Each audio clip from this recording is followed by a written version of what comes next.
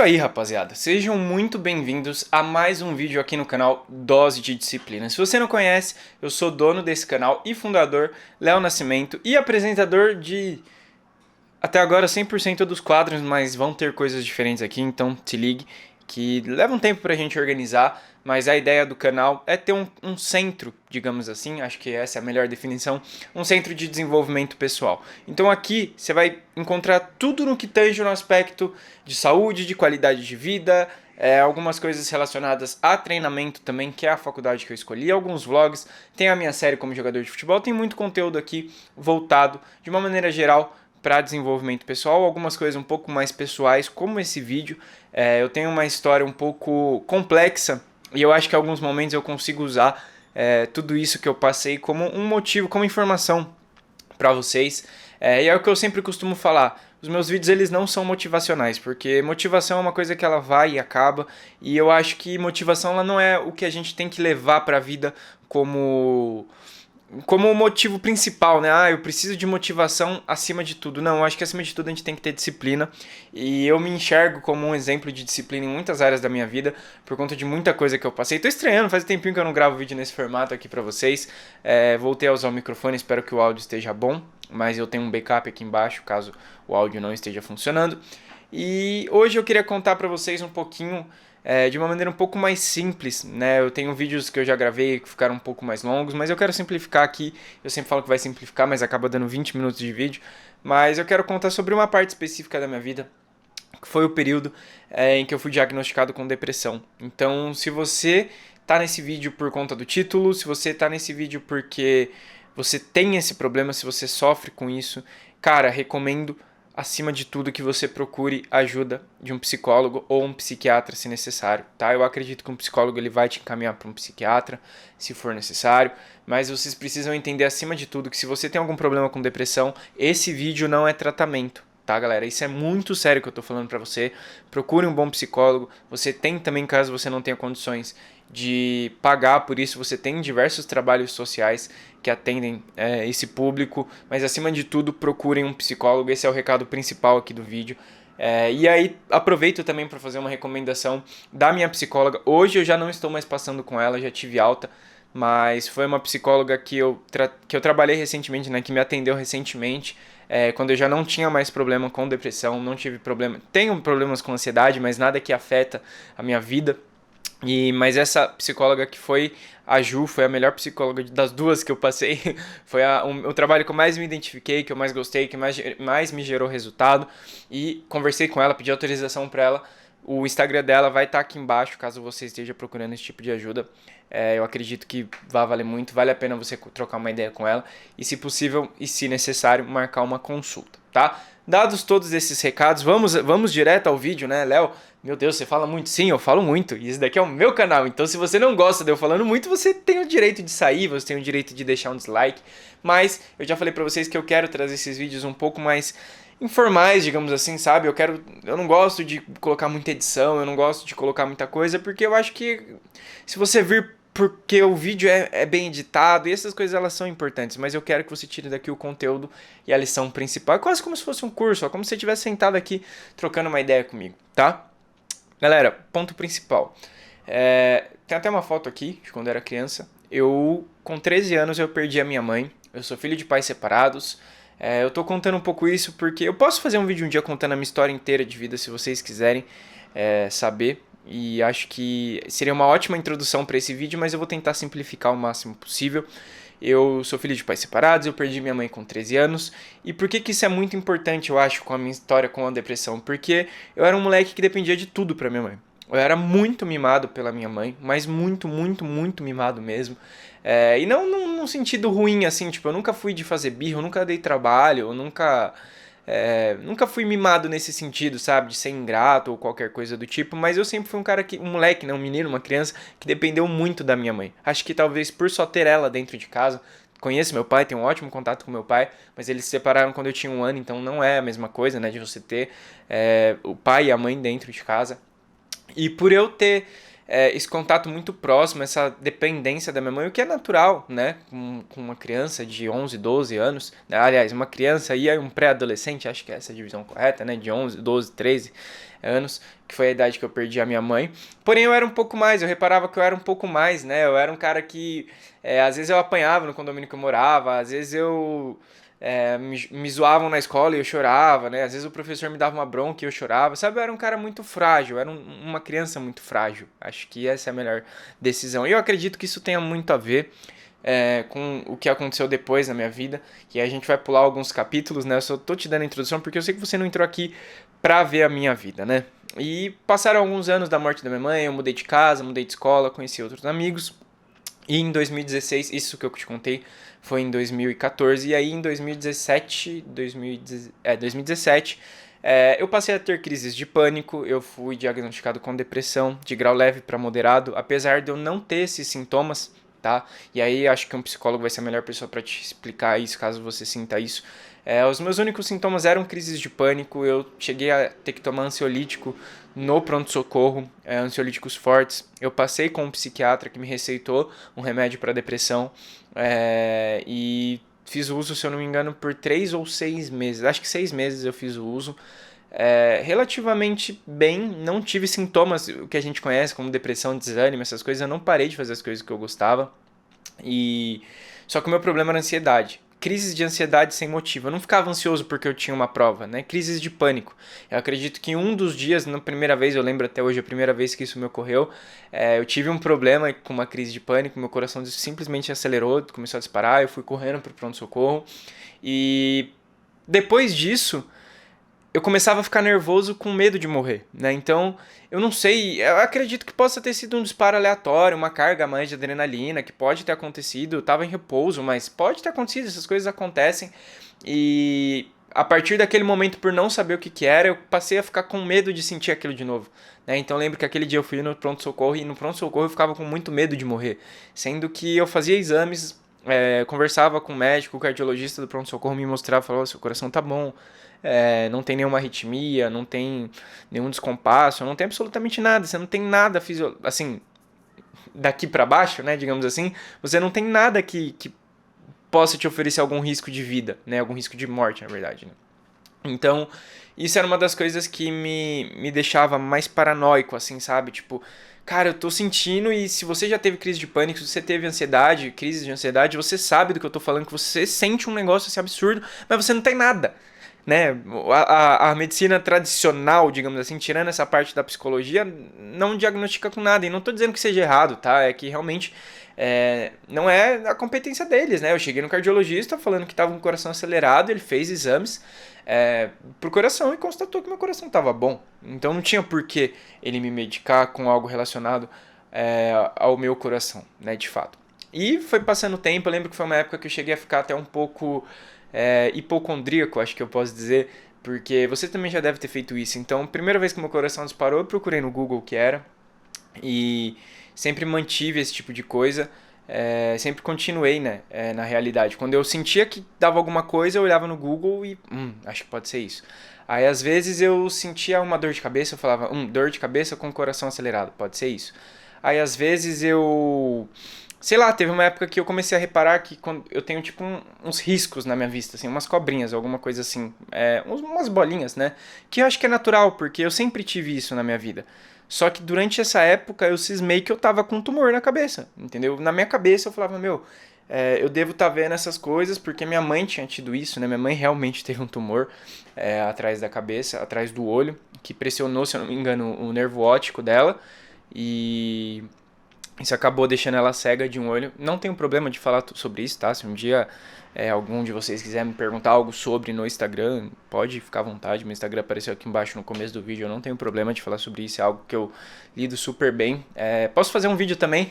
Acho que ficaria legal. Porque a proposta dessa série aqui do canal é justamente trazer uma dose, esse quadro, na verdade, né? Eu chamo de dose de reflexão, né? A gente tem aqui várias doses. Então a gente tem dose de treino, dose de reflexão, que é esse quadro, porque o canal chama dose de disciplina e tem coisas que eu quero trazer para vocês que eu acredito que vão agregar muito em vocês levar uma vida boa, né? Uma vida saudável, uma vida leve, uma vida próspera, enfim. E posso ter diversos quadros aqui, vocês sabem que ideias não me faltam, mas com o tempo também conciliar tudo com o trabalho, a gente vai executando aos poucos. Então, a maneira como eu encaro a morte hoje, acredito por ter perdido minha mãe muito cedo, é uma maneira muito fria. E então eu não tenho problema nenhum de falar sobre isso e eu acredito que isso me faça levar uma vida tranquila também em relação ao medo, porque a gente tem muito medo de morrer, a gente tem muito medo de perder nossos entes queridos. O meu gato, por exemplo, tá super doente e eu sei que a vida dele tá cada vez chegando mais próxima do fim e é algo que eu aprendi a lidar, acredito que por ter perdido minha mãe muito cedo. Então, não tenho problemas de falar sobre isso, e caso você estranhe, é por isso que eu falo com essa tranquilidade, tá? Acho você certo ou errado, enfim, não tô aqui pra me preocupar com isso. Então, a minha mãe, ela teve esse problema atrás da vista, né? Não foi só ali que ela teve tumor, mas esse foi um 12 e eu lembro dela falando pro médico que ela viu umas cobrinhas, assim, e como se fossem uns pontinhos no olho, principalmente quando você tem a luz, né, muito forte no seu rosto, então quando você tá no sol, quando você olha para uma janela, alguma coisa do tipo. E eu comecei a reparar nessa época que eu também via isso. E ali foi gatilho pra eu achar que eu tava com tumor na cabeça, né? Então, e de fato não estava, né? Passei depois no oftalmologista, passei no neurologista e vi que não tinha absolutamente nada. E quando você dá essa baixada, porque quando você tá no furacão você não consegue ver o que tá acontecendo em volta, né? E às vezes você acha que você tá no furacão, só que você só tá simplesmente com um túnel de fumaça e não tem vento. Só que você não enxerga o que tá fora. E a partir do momento que alguém te tira disso, você olha e você fala, era só isso, né? Então, por que eu tô falando isso pra vocês? Porque talvez a sua mente ela fique um pouco bagunçada se você estiver passando por isso. E nesse período, eu lembro, eu citei esse exemplo pra vocês dessas questões que eu tinha na vista. Depois que eu saí disso, inclusive hoje eu percebo e lembro disso, de que quando eu era criança eu também tinha isso. E nada mais são do que algumas marcas que eu tenho na retina, que isso já são de vida mesmo. Eu não sei se eu nasci assim, ou se de tanto eu coçar o olho, porque quando eu era novo eu tinha muita alergia no olho. Eu ia direto no oftalmologista, pegava o colírio. Então pode ser algo do tipo que já me acompanhou a vida inteira ou desde quando eu era muito novo, só que naquele momento aquilo parecia ser um bicho de 7 cabeças. E eu acredito que a depressão, a ansiedade, as crises de pânico, elas façam isso com você, né? Então eu quis contar um pouco esse relato para vocês entenderem e principalmente, galera, o recado mais importante, eu até me arrepio de falar isso, cara, eu tô bem hoje, tá? Então acredito que se você tá passando por um processo como esse, acredita, cara, que dá pra você ficar bem, tá? Dá pra você ficar bem. Quanto mais... A gente tem uma coisa no nosso cérebro que chama neuroplasticidade. Por que neuroplasticidade? O nome ele já é muito sugestivo, né? Neuroplástico. Ou seja, os seus neurônios eles são até certa idade plásticos. Eles têm uma certa maleabilidade. Você aprende a fazer comportamentos, você desaprende a fazer comportamentos, né? Até os 21 a 25 anos é quando você tem basicamente uma concretização dessa neuroplasticidade. Então, depois dessa idade, o seu cérebro ele acaba ficando um pouco mais complexo em aprender. Então, se você tem algum problema com depressão, se você tem algum problema com ansiedade, quanto antes você tratar isso, menos você vai deixar o seu cérebro acostumar com isso. Então, mais fácil, melhor, né, na verdade, mais provável é a remissão dos sintomas, ou seja, você simplesmente não ter sintoma nenhum, que foi o que eu fiz. Eu tive esse problema e eu cortei o mal pela raiz, cara. Na hora, acho que da minha primeira crise de pânico para a minha consulta com o psiquiatra, e eu já fazia acompanhamento com o psicólogo, antes mesmo de ter esses problemas, não deu um mês. Né, a gente foi uns 15 dias ali vivendo em hospital e vendo que não tinha nada em pronto-socorro, voltava para casa, se sentia mal, ia pro hospital, via que não tinha nada, voltava para casa. Minha família me apoiou muito durante esse período e até um mês no máximo eu já estava sendo medicado. Então, eu tenho algumas ressalvas, eu acho que não cabe eu falar aqui, eu tenho algumas ressalvas de como que foi feito esse tratamento. A consulta com o psiquiatra foi super rápida, ele não tinha laudo nenhuma da psicólogo. Ele fez 3, 4 perguntas e me medicou, né? Então, não sei. Eu acho que poderia ter sido um pouco melhor também. A gente, querendo ou não, era médico de convênio. Então, esse tipo de coisa a gente sabe que não funciona tão bem, principalmente aqui no Brasil. A gente sabe como atendem, né? Como normalmente os médicos do convênio atendem. Ganham muito pouco pela consulta, mas enfim, não tô aqui para fazer uma crítica a isso, né? O ponto é que quando eu tive esses problemas... parecia que eu estava dentro de um terremoto, assim, de um terremoto, com maremoto, com furacão, tudo junto. E a partir do momento que eu saí disso, eu olhei aquilo e parece pequeno, sabe?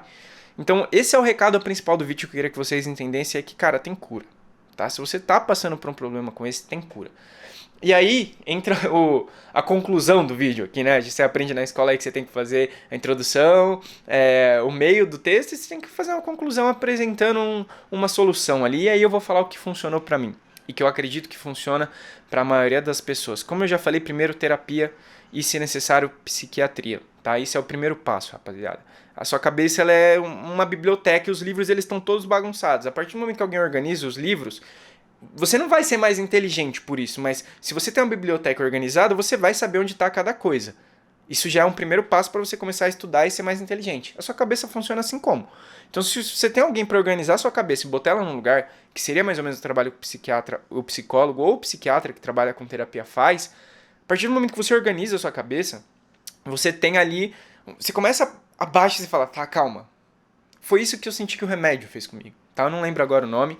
E se lembrasse também não falaria, porque seria um ótimo gatilho para você falar, o Léo se tratou com isso, então eu vou me tratar com isso sem a consulta, né? Eu senti que o remédio ele fez isso, ele falou, calma. Sabe, tipo, eu tava aqui, cabeça milhão e etc. E de repente pensava mil coisas, achava que eu tava com tumor na cabeça. De repente falava, meu Deus, tô com câncer, minha mãe teve câncer, então eu também posso ter. E aí o remédio, tipo, ele, calma. Sabe, vamos ver o que tá acontecendo, com calma, vamos trabalhar. E foi o que eu fiz, rapaziada. Então, a primeira dica que eu dou pra vocês é isso. Não é uma dica, é uma recomendação que você procure um psiquiatra, que você procure uma psicóloga. Isso é o mais importante. Lembrando que o contato da minha psicóloga tá aqui embaixo, a Ju. Recomendo fortemente. Ela trabalha numa linha que é a terapia cognitiva comportamental. Você já deve ter ouvido falar, que é padrão ouro para tratamento desse tipo de coisa, de ansiedade, depressão, de transtornos. Enfim, tá? Recomendo fortemente que você procure esse tipo de ajuda. Segundo ponto, rapaziada, que eu entendo que é complexo, né? Quando você fala pra uma pessoa que tá depressiva que ela não pode deixar de fazer as coisas que ela gosta de fazer, né? Os hábitos dela.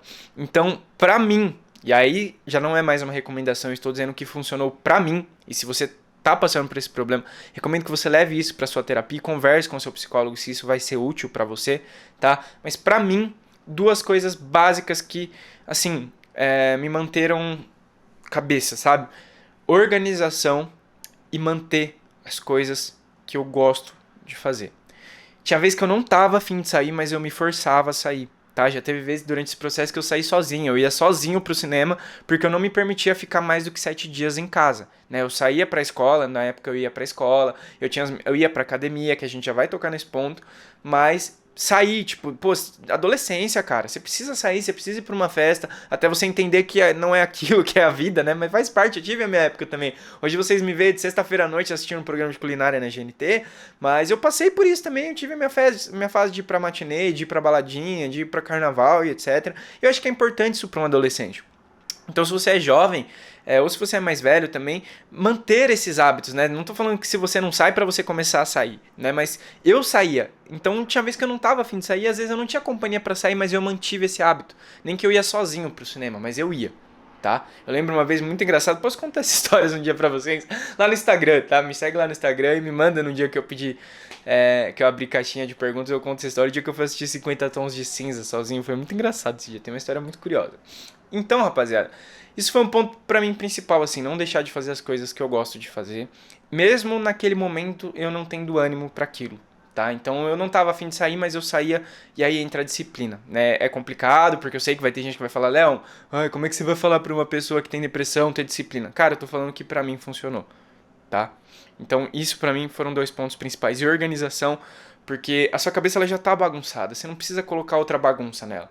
Então se você é um cara que faz faculdade, deixa as coisas da faculdade organizada na medida do possível, deixa as coisas do seu trabalho na medida do possível, porque pra mim a depressão ela veio muito ligada à ansiedade.